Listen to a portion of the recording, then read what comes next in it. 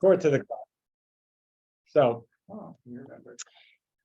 this week, the page in the book is going to be on page 21.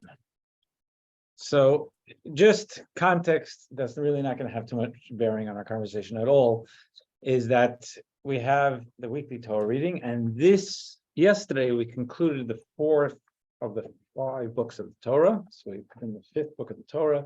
5th book of the Torah is written in a different form. It's Moses talking in first person. It's the last 5 weeks of his life. He's giving guidance to the Jews, going so that he knows he's going to die in the desert, and they're going to be moving on to the promised land. Today's discussion has absolutely nothing to do with that. I'm just giving you context in case I was at a class and didn't say a word about this. So, but this is going to be a launch from something in the Torah portion that really informs the idea of how we take what we consider to be age-old, really, and very sacred principles into a modern era. Because there's any translation, and I've done translation, there you lose something. Translation of ideas also, you have to be really, really careful. So just for an example of something that wasn't staged, if you think about 100 years ago, someone talking with a rabbi in the morning and saying, yesterday I'd left the phone in the car. It was to come in, they'd say, why are you sharing that with me? Whatever they would say, right? And I'm saying, cool, that's a good idea. There's applying our principles to the realities of a modern day. I think it has to happen. I think we tried to make that happen, but there's a danger to it, because then you can say, like, this law feels outdated or whatever. And that's what's gone on. So there's it's a very, very, very, very tenuous, very careful line we have to walk. So we're going to talk a little bit about that now. So let's talk about just in translation, literal translation. And so 1 second, let me bring this up. I'm going to share a screen. In the Torah portion, one of the things that the Torah tells us, okay. 1 second, why is this? No, this is not the right one. Nope, sorry. Apologize. This is not the right one. I'm going to have to do a little bit of bookkeeping here. What I tried to do before.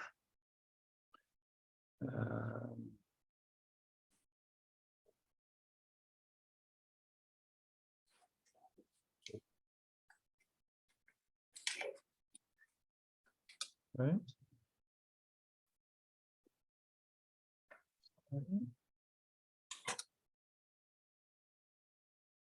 This was last week's up on the screen. It should not have been that. It should have been this week's.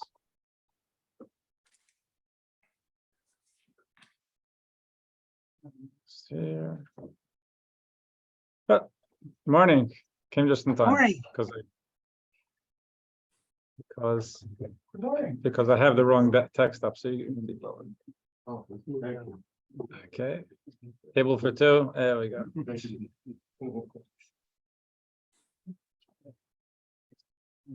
Okay.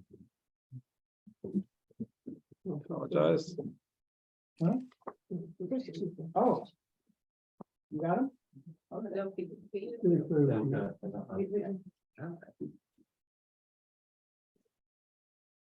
Okay, so now, yes, that was already gone. Okay, so now I'm going to go back to this. I'm going to share a screen. Nope. No? Not even close. Kavua means set. Set? Yeah. Okay. So here, this is from Maimonides. The reason that this is brought up here, text 1, before we get into Maimonides, is that in the Torah portion, what it says is that Moses taught the Torah. This is in the last 5 weeks of his life, and it says with great explanation. Let's put it that way. Now, he's been leading the Jews for 40 years. I think he was a pretty good explainer up until now. So what does the Talmud tell us? That means that he translated the Torah. Translated the Torah in different languages. The Jews are about to go into Israel. They're going to meet, there'll be different tribes, idolatrous tribes. They want to bring Torah values to them. They're speaking Hebrew. They've been living in a bubble in the desert for 40 years, and before that they're slaves. So they have to be able to communicate. And as the Talmud tells us, that the different leaders of the tribes actually sent their own scribes to also help with this. So the Torah is being translated in the last 5 weeks of Moses' life. Now, one thing about translation, and Maimonides, who wrote some of his most profound theological works in Arabic, and then there were later people who didn't speak Arabic wanted to study it too. Jews in Europe, they wanted to get Hebrew or whatever it was, and was translated into Hebrew by a devoted disciple named Rabbi Shmuel ibn Tibbon. So if you look in text 1, this is guidance from Maimonides. Whoever wishes to translate and aims at rendering each word literally, and at the same time adheres slavishly to the order of words and sentences in the original, will meet with much difficulty. His rendering will be faulty and untrustworthy. This is not the right method. Just English to Hebrew itself, without knowing too many languages, the structures are different. And if you translate word for word, it's not going to be very intelligible in English, let alone loyal to the ideas. It's not even going to be plain old intelligible. And I did translation for the Rebbe, and one of the first things I was told is don't get caught up on words. Get the idea straight. And then keep it as close as it can to the words if there are specific expressions. But the most important thing is to work on the idea. Don't get caught up on trying to squeeze in or translate a specific word, because that's not the point. The translator should first try to grasp the sense of the passage thoroughly and then state the author's intention with perfect clearness in the other language. This, however, cannot be done without changing the order of words, putting many words for one, or vice versa, and adding or taking away words so that the subject may be perfectly intelligible in the language into which one translates. So translation is not an easy thing, and you want to be careful to stay loyal to the ideas. I'm going to stop the show for a second, and I'll get back to it. I just want to be able to stay loyal to the ideas. And now, even if you stay loyal to the ideas, there's always something. It's fair to say there's always something missing from because the words themselves, there's a certain connotation that you would need footnotes to bring that across. You're always going to lose something in translation. But the main thing is you want to be able to stay to the spirit of the idea. So, second. So now we'll move to text.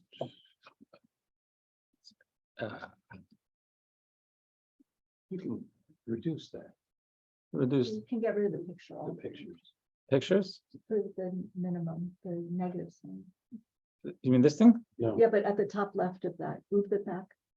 And then go, See the little negative see sign the there? little minus sign top left of. Oh, this one, this thing? Yeah, that would Yeah. get rid of. Goodbye. Okay. Thank you. It's a handsome crew, but you know, I was just looking at myself. Okay, so the text 2a. So here we bring out, I would have had this as first text, and I actually thought it was, from the Torah portion.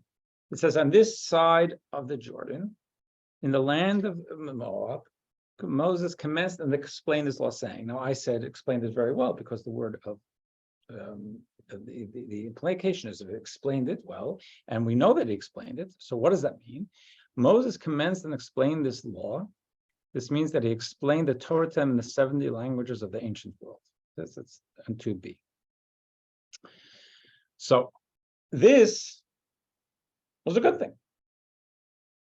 It was bringing Torah to the world. So it doesn't say it's the idea of having it done seems to be one of those pluses that Moses brought to the world before he passed away. Translation seems like a good thing. Communication is a good thing. But if we fast forward in history, we find that there was a translation which had the sages very, very worried. There was a king Ptolemy. So if Alexander the Great had several generals to whom he allocated his empire. One of his primary generals was Ptolemy, later known as Ptolemy I, and he took Egypt after Alexander passed away. His son is Ptolemy II. Ptolemy II is known, if you Google him, he's known as a very educated person. And he built libraries. And one of the things he wanted to know was, what do those Jews think?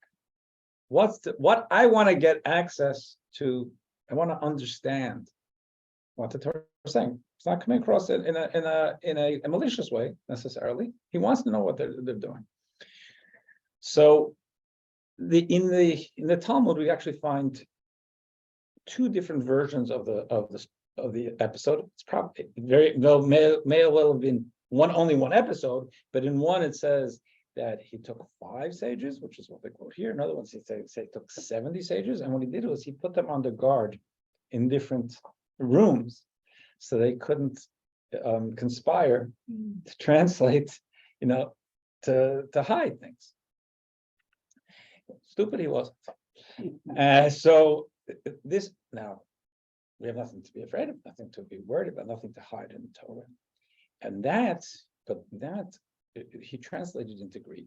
There was still a Greek culture, and that's what's known in the world as a Septuagint. Septuagint is the first translation, the translation of the Torah into Greek, and then the Christians have that later was translated into Latin and translated into the King James. That's where the translation begins, the Septuagint. Now, translating the Torah, cool, great, but the rabbis are really worried. And we'll take a look at text 3. On page 23, it once happened that 5 elders, remember I told you it's either 5 or 70, translated the Torah, big difference, but anyway, translated the Torah into Greek for King Ptolemy. That day was ominous for Israel as the day the golden calf was made, since the Torah cannot be adequately translated. Okay, so here the Talmud's making a really strong statement that the rabbis were really worried about this Greek translation.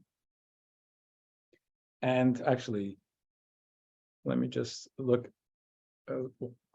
to text 4, just to heighten the question a little bit. The Talmud tells us elsewhere, Rabbi Shimon the son of Gamliel says the only language appropriate for Torah scroll other than Hebrew is Greek. In Talmudic mindset, the Greek language, which we are told has been lost, it's what you hear today in Athens is not the Greek of old, was so refined and so subtle that it was deemed a language able to convey Torah values to the extent you could write a Torah in Greek. The only other language outside of Hebrew that you could write a Torah in is Greek. I don't think it ever happened. We don't know of any. But the fact is, that's a big statement for the rabbis at home. But in text 3, we're saying the rabbis are really worried about it. And so worried, just to look at again the language, that they saw it as the day the golden calf was made.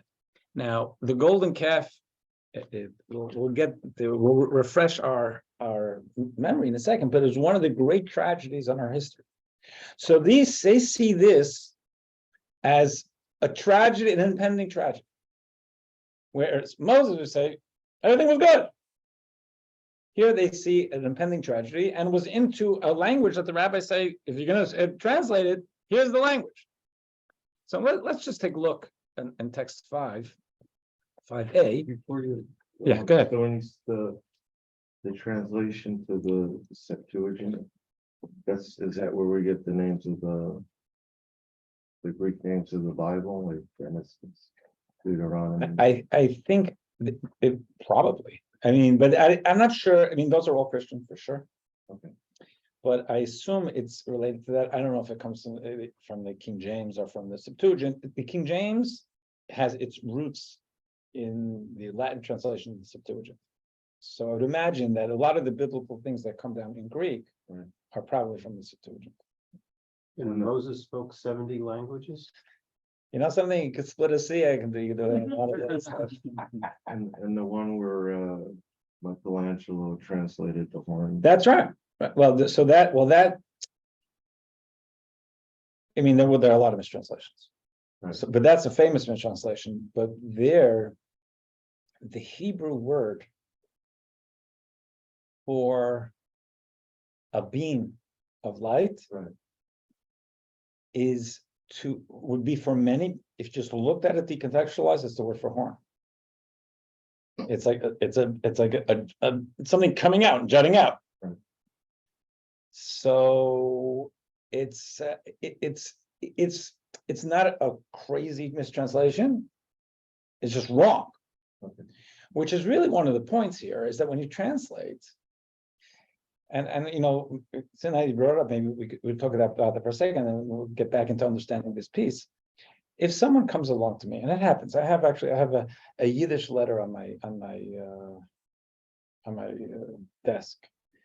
Someone asked if I can help them translate it from an ancestor several generations back, who wrote to a relative here in the United States, asked me to help translate it.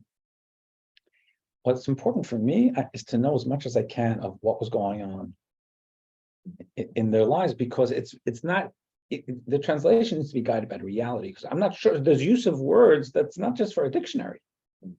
So you have to, first of all, you want to know, to some extent, I'll know what was the Yiddish culture and the use of the words, and know what's going on.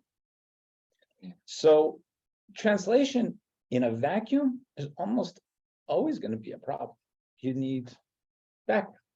So for someone to translate our Torah, if I was going to go translate the Bhagavad Gita from the Sanskrit, I probably want to talk to those who kept it for centuries and millennia to understand a little bit, because I'm just in the dictionary. I know I'm not going to get it right, and I would have enough respect for their scripture not to do that and think and say, oh, here's a good translation because I used a dictionary. It's not. It doesn't work that way, because there's a lot in, like I say, in the spirit of what's being said that's going to guide the translation.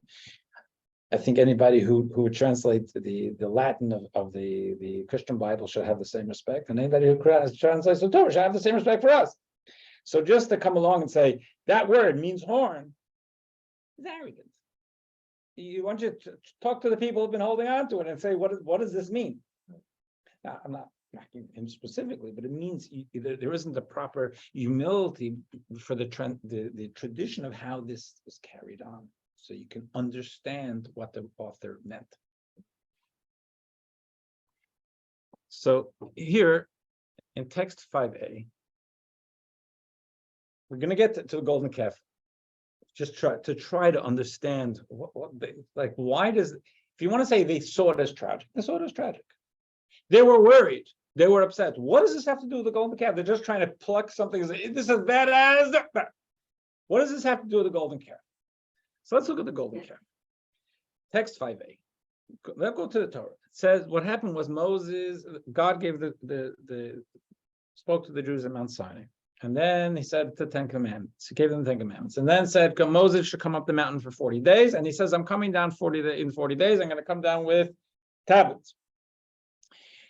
In their calculation, it's already the 40 days. So they're thinking Moses is gone. They just experienced this incredible thing. He's playing with fire up there. He's dead. So what do? It says the people, in 5a, the people saw that Moses was so long in coming down from the mountain. They gathered around Aaron, and they said to him, come, make us a god who shall go before us. For Moses, the man who brought us from the land of Egypt, we did not know what has happened to him. Aaron said to them, you men, take off the gold rings that are on the ears of your wives, your sons, and your daughters, and bring them to me. The people took off their gold earrings and brought them to Aaron. Aaron took the rings from them and cast them in a mold and made them into molten calf. Seeing this, the Jews exclaimed, this is your Elohim, which means, often when we use it, most often we use it, means God, but actually the word in Hebrew means like an authority. a court is also, that word in the Torah is also used for a court. And they're not God, the judges, but they have authority. Doesn't it also mean plural? It absolutely is plural. Even when we talk about God, it's used that plural. Israel, that's a great conversation, but not for this one, yeah. Israel brought you out of the land of Egypt.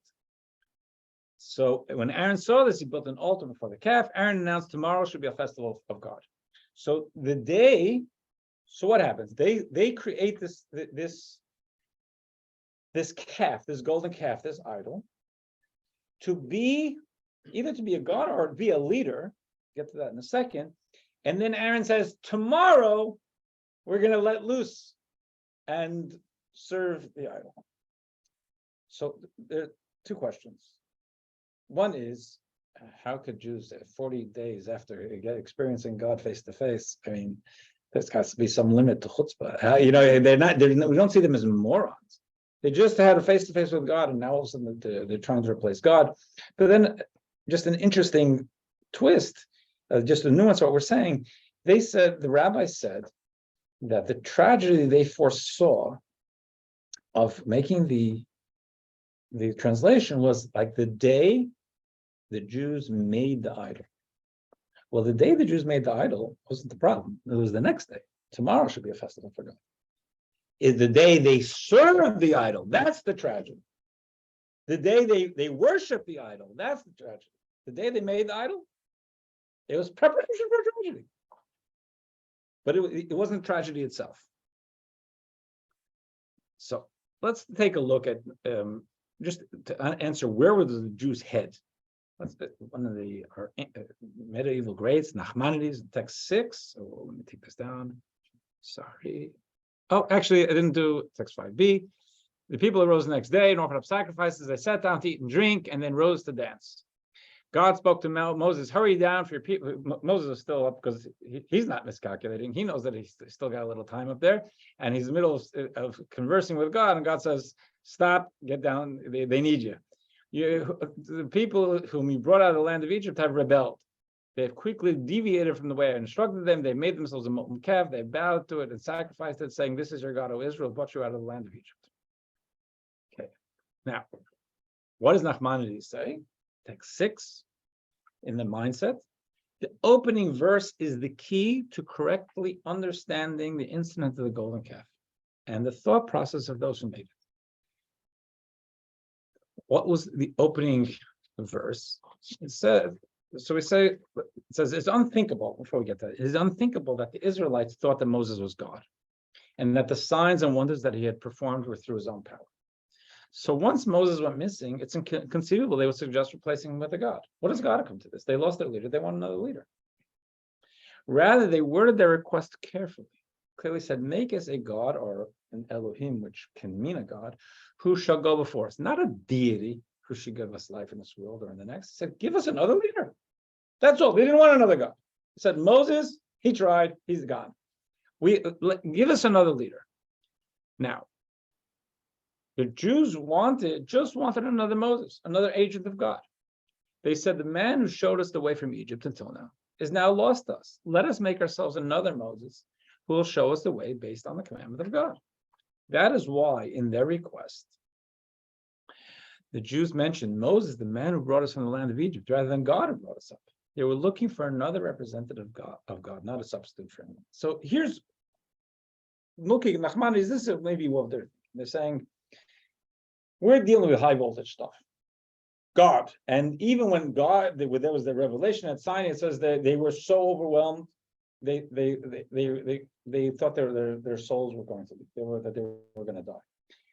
Now Moses, somehow, and they're standing back from the mountain because they're so intimidated by it, and he walks up, and God says to him, Moses, very spiritual, Moses can make it up.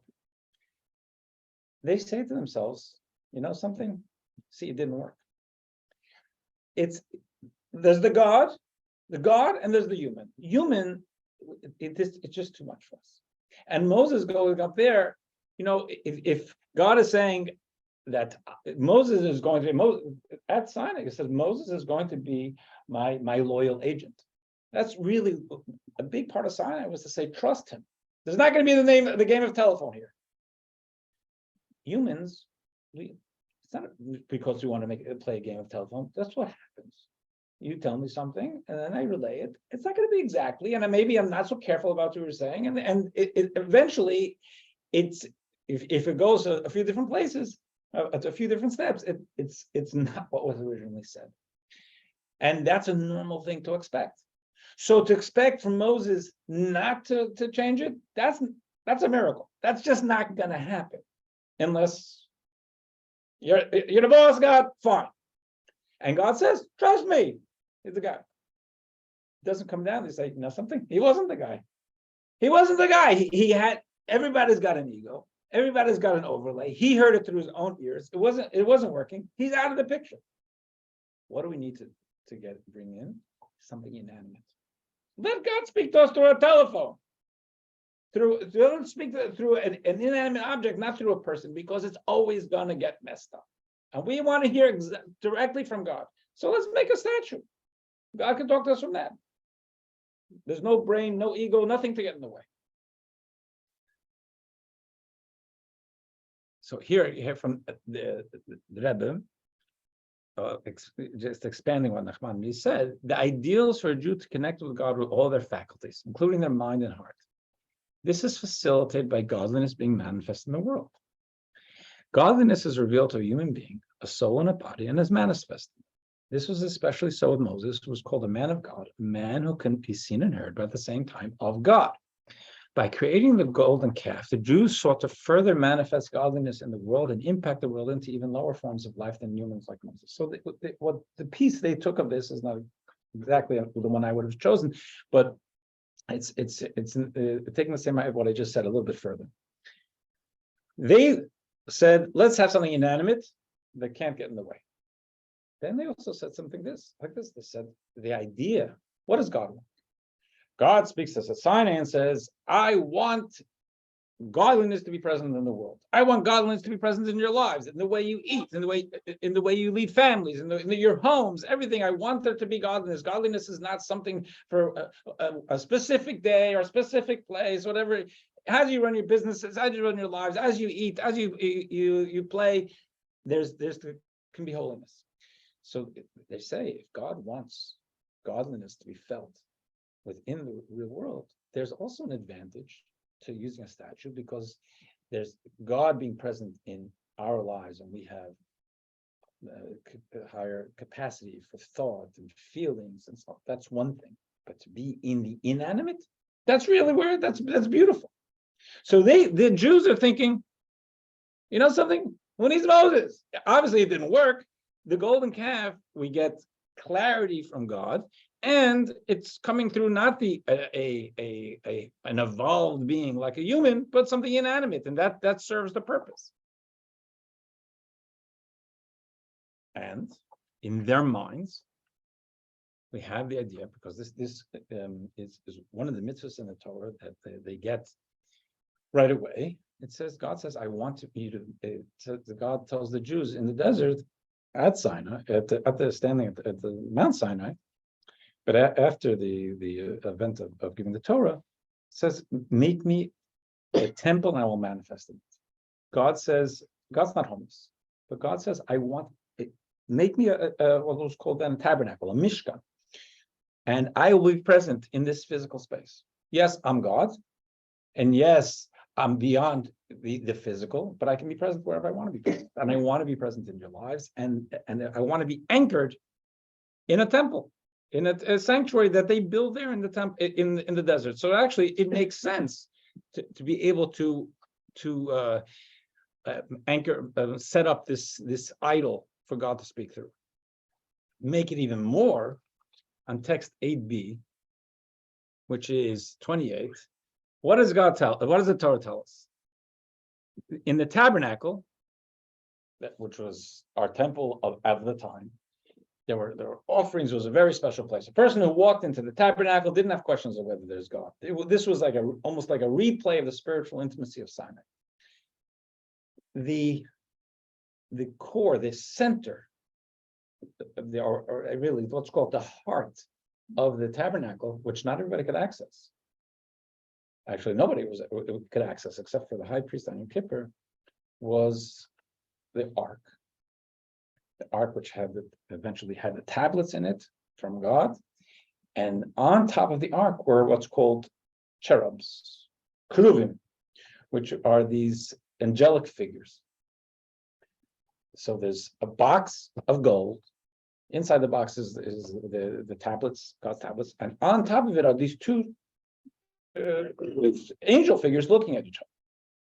And what does the Torah say? There at the ark, in text 8b, I will meet with you and I will impart to you from above the cover of the ark, from between the two cherubs that are on top of the ark, all that I will command you concerning the Israelite people.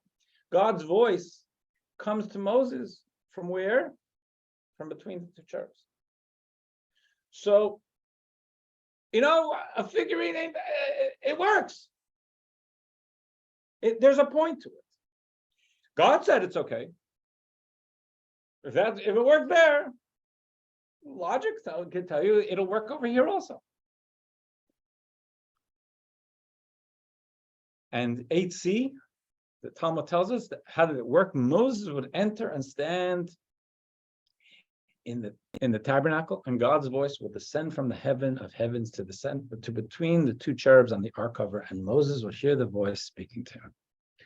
So if that's the case, not such a bad thing, you'd think.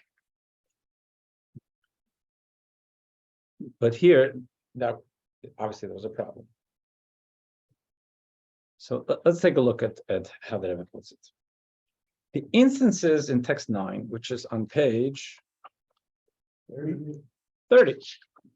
The instances of the temple and the ark manifesting God were commissioned by God. There's a very big difference between what went on in the temple and what went on with the golden calf. One was designed by management. If God says, create a cherub, create a cherub. God says that through this I'm going to speak. All right, you're the boss. You said the rules. If we're going to, let's call it translate it, if we're going to take an idea and now we're going to apply it going forward where God didn't design it, you got to be really careful because you can misapply. And here, what he's saying is, so though these physical items held tremendous significance, it was apparent that they were merely a media through which God could communicate without their having any power of their own. No one would have thought that the cherubs were gods. It was obviously that God is speaking, and this was the setting for it. There was no concern that this would lead to attributing deity controls to any entity other than God. But the golden calf was not commissioned by God. It was its own entity. In other words, this came up. This was some planning sessions of people saying, "What do we do now?" And they're anxious, and Moses is not here, and there's a fear. So they come up with the golden calf idea. Therefore, though its creators intended it to manifest godliness, it opened the door toward idolatry, which is what happened. The next day, they were in a frenzy. They weren't looking at the golden calf anymore as Moses. They're saying, "Here's our God." That doesn't make any sense. Yesterday you were talking about creating it as a leader, as God being able to speak through it, and now you're calling it a God. They had opened the door to it, namely attributing deity controls to an entity other than God. So what happened at Sinai? The creation of the calf itself, they didn't do anything wrong. It wasn't a violation. It was well-intentioned, but it wasn't well thought through. And it opened the door to consequences that took them off the rails. So when the rabbis are looking at this translation, we're going to talk about it now, looking at the translation, they're not thinking, "Oh my gosh, that's terrible, you're not allowed to translate." Of course you're allowed to translate. Moses translated. Saying, where's this going to go? Now it can get away from us. Now people can say Moses had horns. Now there can be, once we've opened the door to being able to adapt and interpret without clear guidelines that we have from Sinai, now all bets are off. then how Judaism, our Torah interpretation is going to end up looking going forward, that's scary. Because translation is great, but guardrails are important to make sure that we're translating it in a way that's loyal to the Spirit. Again, for me to take just to sit within a vacuum and translate, even though it's not that grave a thing, translate some old Yiddish letter, probably not going to hurt anyone, but I'll probably be off base because I don't know who Herschel is, and I got to know a little bit what's going on, or else I'm not going to be able to accurately translate it. Understanding the guardrails of Torah and God and what gave us the Torah, that's critical to the idea of taking ideas and, so to speak, translating or literally translating them. In text 10. Sorry. Unlike the creation of the golden calf, their translation of the Torah into Greek did not have negative results. Regarding the golden calf, Aaron had announced, tomorrow shall be a festival for God. Should the golden calf have been utilized properly, it could have generated a tremendous celebration surrounding the service of God. The golden calf, it could have gone in the right direction. When the elders translated the Torah for Ptolemy, they indeed successfully actualized the opportunity's potential. They exposed the unity of God as expressed in the Torah to the nations of the world. So in other words, we don't look back. When the Torah said, the Talmud tells us that the sages worry that this is like the day that the day of translation of the Torah into Greek was like the day that the golden calf was created. The Talmud is not saying it was a bad thing. It was a day when they shuddered in the gravitas and say, we hope this goes okay. Because anytime you take subtle ideas and you put them out there, now they're open to abuse and they're open to change and to mistranslation. In retrospect, it seems to be that was fine. Are we happy with how it came out of the King James? No. I mean, a lot of the stuff it twists Torah, but that wasn't from the Septuagint itself. So we think about it. Translating ideas, the very idea that a rabbi who's observant and lives a wholly observant lifestyle would say it makes sense for a young couple who is committed to an observant lifestyle and to raising a family in an observant lifestyle should move to a non-observant community where they don't have the support to encourage their lifestyle, and on the contrary, there could be some pushback. Pick a place like, I don't know, Basking Ridge. It's what the Rebbe did was very revolutionary, and a lot of people had questions, and that's okay. They of course they had questions. What are you doing? How are you? You're taking it's. You want to translate thousands of years of Torah ideas for the new world and the community, and therefore you're trying to go into the communities. So, but there's a price to pay for that. There was a fear. I totally understand the fear. And what the Rebbe said was, they can do it. You can do it. It's okay, and it's Torah based. But one of the things, interestingly, I think is relevant here. When the Rebbe was first speaking about it, and certainly there was pushback, even when I was a kid. Orthodox people never understood us, but they were always Chabad is always they're on the weird of your normal Orthodox person didn't want to marry a Chabad person because it was a little weird.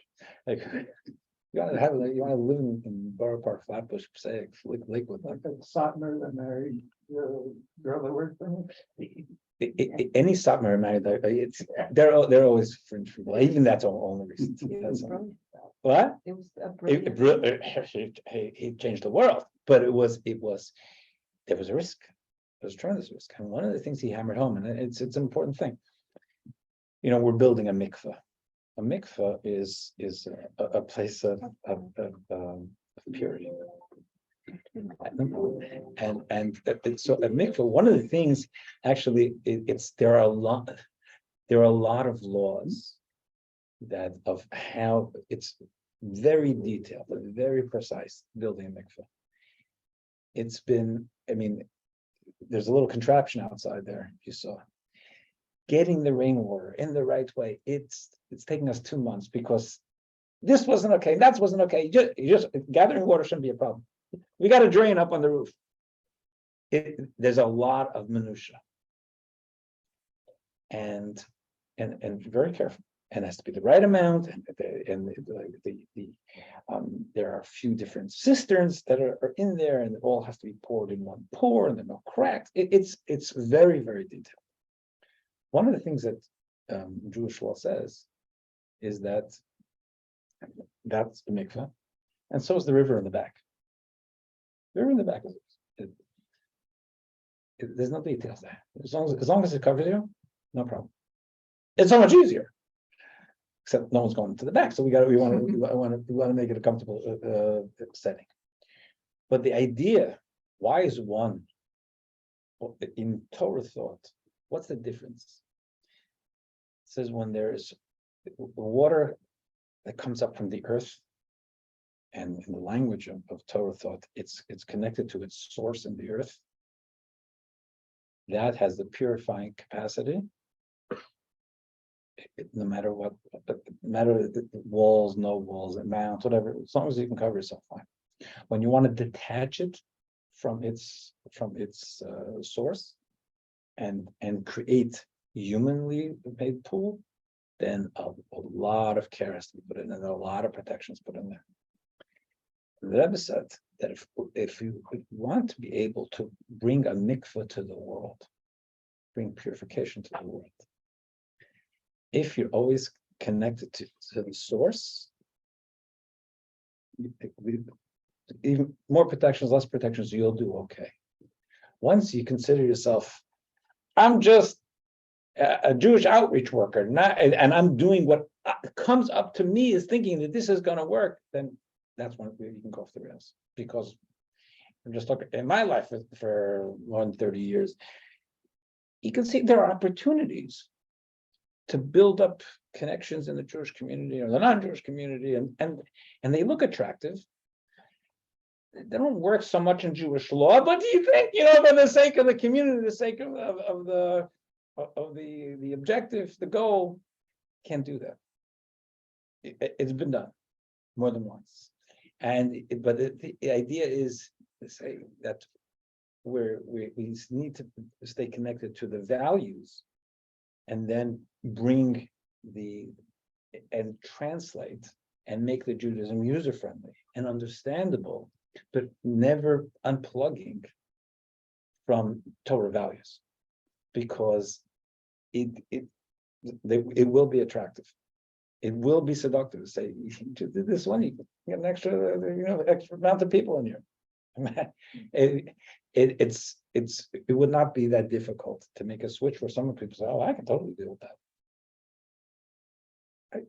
You got to stay loyal to the program and then try to translate it as much as possible.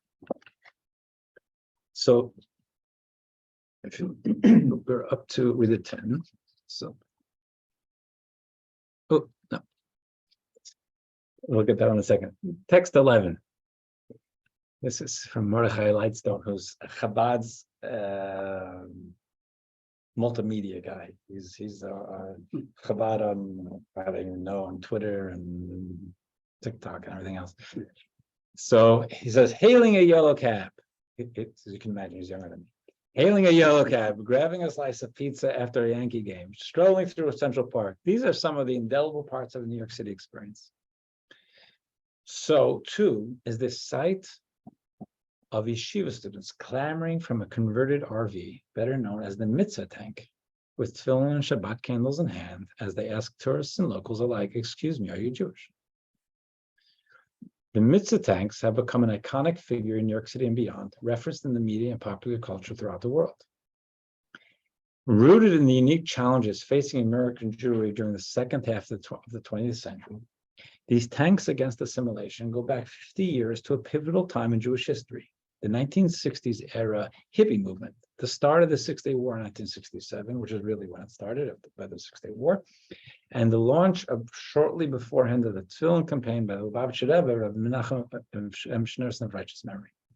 Leading up to and following Israel's miraculous victory, the Rebbe's mitzvah campaign served also as a means for expressing Jewish pride, instilling Jewish identity, inspiring spiritual exploration and expression, all of which were particularly needed in the post-war America. He's talking about one specific translation of the idea, but a lot of people, the idea, I was one of those kids, excuse me, are you Jewish? I was raised a nice, polite kid in West Orange, and I never wanted to bother an adult walking down the street and excuse me, are you Jewish? And then to say no, so it's okay. It was not an easy thing for me to get used to. At the same time, and then you have those who walk by and say no, but I'm saving up to be. But the fact is, it's interesting how much people did respond to it. And as much as people did criticize him from the sidelines, and I totally related to that, but there was a beauty that people did respond, and then there was a beauty that maybe didn't make it into people's consciousness so much, but I think was very much there.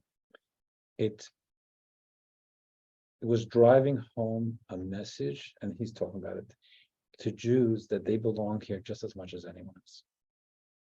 And that we don't have to hide. No one's forcing you to put on film. So what's wrong with me? If I had a good stock tip for you, and it would be all right for me to say something. You say, I have an opportunity for mitzvah. You don't want to do mitzvah, don't do mitzvah.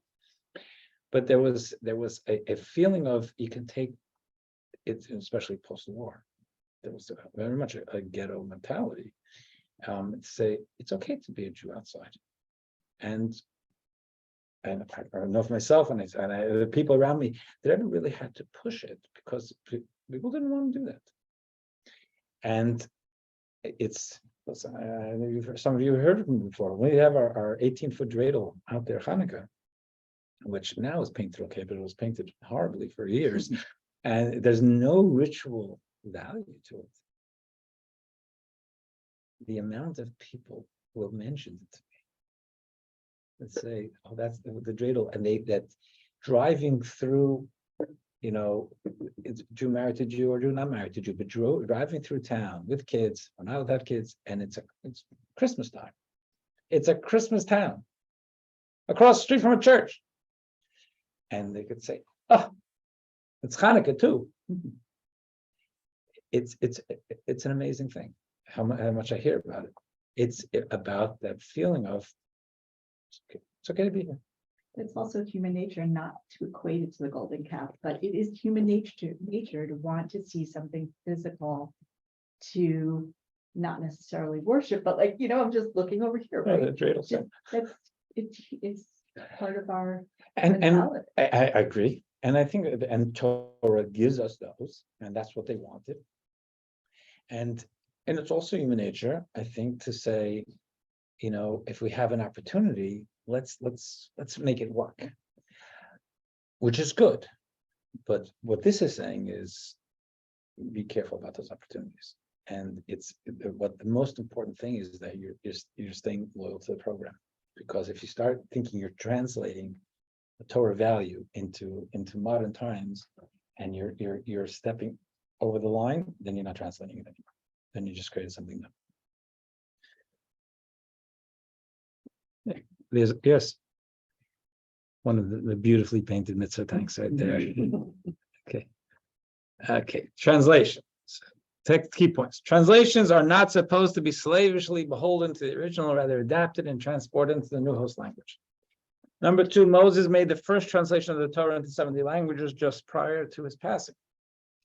Number 3, centuries later, however, the sages were very hesitant to translate the Torah into Greek, even comparing that day to the day the golden calf was made. Number 4, the golden calf wasn't intended to be idolatry per se, Rather, the Jewish people figured that if God could manifest through a human, it would be even greater if he could be expressed via the medium of an animal or even a metal. Number 5, their mistake. Moses was a medium to God, but by God's explicit instruction, fashioning something on your own runs the risk of idolatry, which is indeed what happens. Number 6, bearing this distinction in mind, the sages approached that translation task like the day of the golden calf was made, aware of the great risk and thus cautious to get it right, and they succeeded. But the caution is really what the point is. If we're going to do something, I know for me, I'm always, if something's going to be out of the lines a little bit or pushing the lines, and I push the lines, I always speak to an older rabbi. We're getting harder to find older rabbis, but it's just to see someone objective, someone who doesn't have it, because someone asked me something, I'd love to help them, I'd like to take care of them, but it's not totally, I always want an outside opinion because I don't want to me, Drew calls me up today and says, I want this is what I need from you. I want to give it to them. But sometimes it's they I want to make it a mitzvah, but my family really loves shrimp. We'll just have one corner. It's not. It's a very common thing. It's a very common thing. It's a very common thing, and I get it. It seems so ridiculous in a way, like that the food would be a stumbling block. The bar mitzvah we went to. Stumbling block for whom? For the people that they can't give it up, or they needed to show off, or whatever it would be, that they couldn't think of a food that would fit, that would be okay for But the them. thing is, it's people's culture. One of the things that pushed us over the edge of deciding to make this phase, which it's quite an undertaking what's going on over there, and is because some people wanted it and we felt it was helpful. But one of the things that really pushed us over says a family I know from Birdsville. Actually, none of them live in Burnsville anymore, but the kids growing up were here in Hebrew school, and we have a very close relationship with them. And the son has been living in California, and wanted to was marrying a girl whose mother's Jewish, father not, and they came to visit, and it was great, and they want to get married in New Jersey. And they asked me to marry him because I know this kid all his life. And and I feel that this place has meant something to him in his Judaism, even though he's not an observant Jew, but Judaism, when he thinks about Judaism in a warm way because of here. One of the reasons I'm happy to have been here is because this kid was able to be touched. But he already put down money in the Madison Hotel for a treifa event. And I said, what can we do about that? I'll find money to make it kosher. But he couldn't do that. So I couldn't do the wedding. It was one of the scars I carry with me. I met with them before the wedding, I met with them after the wedding. I loved them. I couldn't do the wedding. Because, I said, make the wedding, the chuppah here. And then you go there. Didn't work for the guests. I'll find that I know there's a Chabad place in Madison. We'll make it there. Make the chuppah there. Then you go to, I was going to do anything I could. But doing it there, anything what's the big deal? I'm not eating there. Where does it say you're not allowed to be in a room with Trey? You're allowed to be in a room with Trey. But after consulting, it would have crossed the line that I didn't want to do. So that was one of the things. So we need to be able to say you can make it right here, and for free, whatever. We're not gonna. And it was more than attractive to me. It was heartbreaking for me to have to say no. I'm trying to take, to translate Torah values into this person's life. I spent the whole life doing that. Now it would be great to have it by the wedding. Wasn't able to do it. Outside would have been okay. But I couldn't do it. I do that, do a chuppah, but then they go into, I'm not there for the meal. But here's right there in the middle. I couldn't do it. So, yeah, I know. So it's not on, but I'm just saying, so I have to, I have to thread a needle. But it's something that, what this is saying is, it can't be that I'm me and I'm just trying to build something. Forget about it. If I'm representing tradition, I have to allow those guardrails.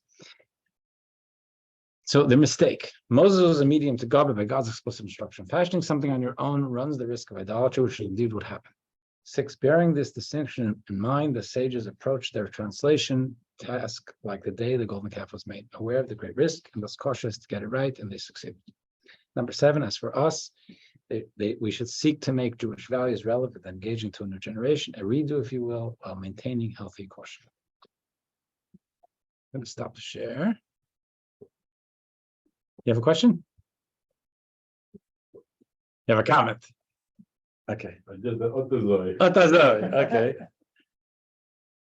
All right. So, are there any questions? Fine. If not, see you all next week, hopefully.